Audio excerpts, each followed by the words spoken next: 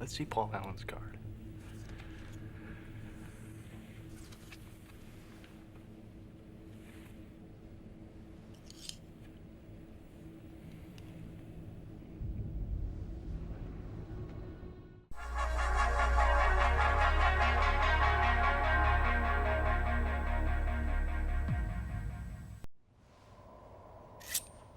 Is that a gram?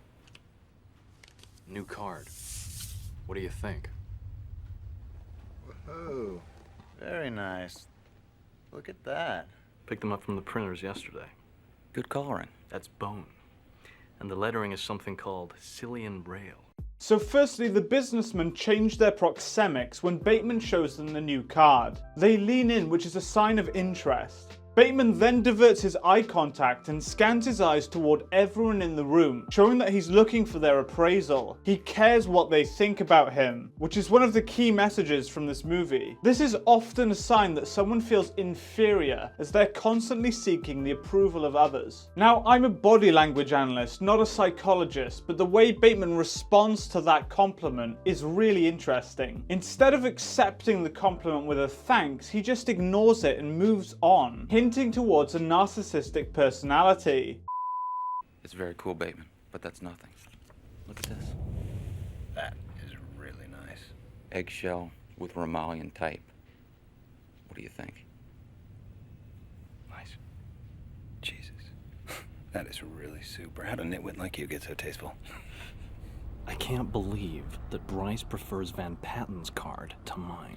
But wait. This guy, I don't know his name, tenses the right side of his mouth, which is him trying to suppress a smile. He's arrogant and gets off on being better than other people and feels a strong urge to smile, but he suppresses it here. He then keeps doing it. It makes him look like an arse. Bateman is then holding a fist against his chin and also rubs his chin with his thumb. These are all pacifying behaviors, a way for him to calm himself down, showing that he's going through significant amounts of stress. The clenched fist could also be a sign of anger. People do this nonverbal cue as a way to give themselves a feeling of confidence and control. The touching of the chin is just standard fidgeting, which is a pacifying behavior, something we do all the time when we experience stress, and is used to release the buildup of stress. You ain't seen nothing yet. Raised lettering. Pale nimbus. White. Impressive. Very nice. From this, you can see Bateman going through a lot of stress. He tenses his mouth after he smiles, which is a way the brain tries to suppress a pacifying behavior. Now, when we get stressed, we tend to shake and fidget and our jaws tremble. To combat this, we try and subconsciously suppress these. And that's what Bateman's doing here. He tenses up his mouth. Also, these smiles are obviously fake, and you can tell because the eyes don't tense up like they normally do when we smile in a genuine way. Let's see Paul Allen's card.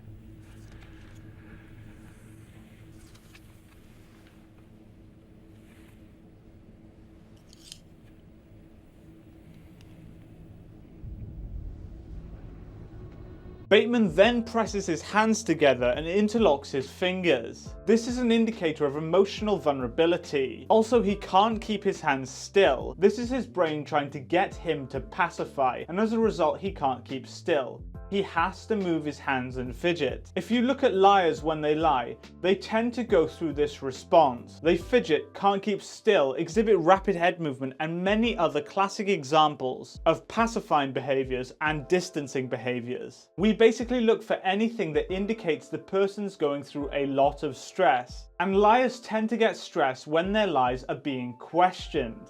When Paul Allen's card is mentioned, everyone stops making eye contact, showing that they're almost afraid of seeing the card, like they almost feel threatened by it. When we encounter a stressor or threat, we tend to divert our eye contact as to be non-confrontational. We don't want to challenge the threat. Making eye contact is an indicator that you wish to challenge and may end up getting you killed back in caveman times. Look at that subtle off-white coloring. The tasteful thickness of it. Oh my God. It even has a watermark.